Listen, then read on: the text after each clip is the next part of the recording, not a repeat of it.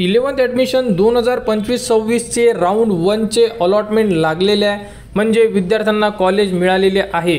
तर ज्या विद्यार्थ्यांना कॉलेज मिळालेले आहे त्या विद्यार्थ्यांनी काय करायचं आणि ते प्रवेश कधीपर्यंत घेऊ शकणार, आणि समजा एखाद्या विद्यार्थ्याला जर कॉलेज मिळाले नसेल तर ते विद्यार्थी फॉर्म कधी भरू शकणार, म्हणजे राऊंड 2 चा फॉर्म कधी भरू शकणार, या संदर्भात संपूर्ण अपडेट आपण या व्हिडिओमध्ये बघणार आहे। तर सर्वप्रथम विद्यार्थ्यांनी जर त्यांचे अलॉटमेंट चेक केले नसेल तर साइडवर या, साइडवर आल्यानंतर अलॉटमेंट लिस्टचं ऑप्शन दिलेलं आहे, इथे क्लिक करा। इथे क्लिक केल्यानंतर तुम्हाला तुमचा ॲप्लिकेशन आयडी इथे इन्सर्ट करायचा, त्यानंतर सर्चला क्लिक करायचं। सर्चला क्लिक केल्यानंतर इथे तुम्हाला तुमचे कॉलेज दिसून पडेल, जे कॉलेज तुम्हाला लागलेले आहे, तुम्ही जे लिस्ट दिलेली होती त्या लिस्टमधून तुम्हाला कॉलेज मिळालेले असेल तर तुम्हाला कॉलेज इथे दिसून पडेल। जर समजा कोणत्या विद्यार्थ्याला कॉलेज मिळालेले नाही तर इथे नॉट अलॉटेड अशा प्रकारे तुम्हाला संपूर्ण माहिती दिसेल आणि तो विद्यार्थी राऊंड 2 चा फॉर्म भरू शकते।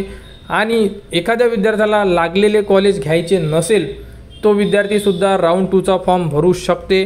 तर याबद्दलचं एक परिपत्रक 11th ॲडमिशन 2025-26 यांच्याकडून देण्यात आलेलं आहे। तर त्या परिपत्रकामध्ये नेमकं कोणती अपडेट दिलेली आहे आपण याच व्हिडिओमध्ये बघणार आहे। तर बघू शकता अशा प्रकारे एक परिपत्रक जाहीर करण्यात आलेलं आहे आणि हे परिपत्रक आज जाहीर करण्यात आलेलं आहे। शैक्षणिक सत्र 2025-26 मधील इयत्ता 11वी प्रवेश प्रक्रिया ऑनलाईन पद्धतीने करण्याबाबत राज्य शासनाने मान्यता दिलेली आहे। यापूर्वी संपूर्ण राज्यात इयत्ता 11वी ऑनलाईन प्रवेश सर्वप्रथम करण्यात येत आहे। त्यानुसार पहिल्या फेरीतील कॅप आणि कोटा अंतर्गत प्रवेशाच्या अनुषंगाने पुढील प्रमाणे सुधारित वेळापत्रक देण्यात आलेले आहे। तर यामध्ये बघू शकता 28 जून 2025 ला सायंकाळी 5 वाजता विद्यार्थ्यांची गुणवत्तेनुसार प्रवेश यादी जाहीर करणे, म्हणजे विद्यार्थ्यांना कॉलेज अलॉट झालेले आहे आणि ते 28 तारखेला म्हणजे आज झालेले आहे। आपल्याला या अगोदर जे टाइम टेबल दिलेला होता 30 तारखेचा होता, परंतु 2 दिवस अगोदर तुम्हाला तुमचे अलॉटमेंट हे साइटवर उपलब्ध करून दिलेले आहे। त्यानंतर 30 तारीख ते 7 जुलै म्हणजे सोमवारपासून 7 तारखेपर्यंत विद्यार्थी त्यांच्या कॉलेजमध्ये जाऊन प्रवेश निश्चित करू शकतो, म्हणजे ज्या विद्यार्थ्यांना प्रवेश घ्यायचा आहे तो विद्यार्थी कॉलेजला जाऊन त्यांची ॲडमिशन ही कन्फर्म करू शकतात। आणि त्यानंतर 9 तारखेला काय होणार तर दुसऱ्या फेरीसाठी ज्याही जागा रिक्त असेल कॉलेजनुसार त्या जागा साइटवर उपलब्ध करून देण्यात येणार आहे।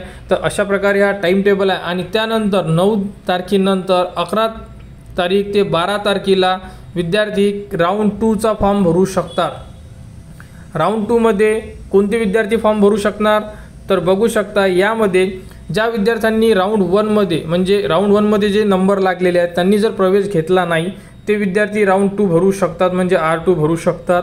किंवा ज्या विद्यार्थ्यांचे राऊंड 1 मध्ये नंबर लागलेच नाही आहे, नॉट अलॉटेड लिहून आले आहे, ते विद्यार्थी राऊंड 2 चा फॉर्म भरू शकतात।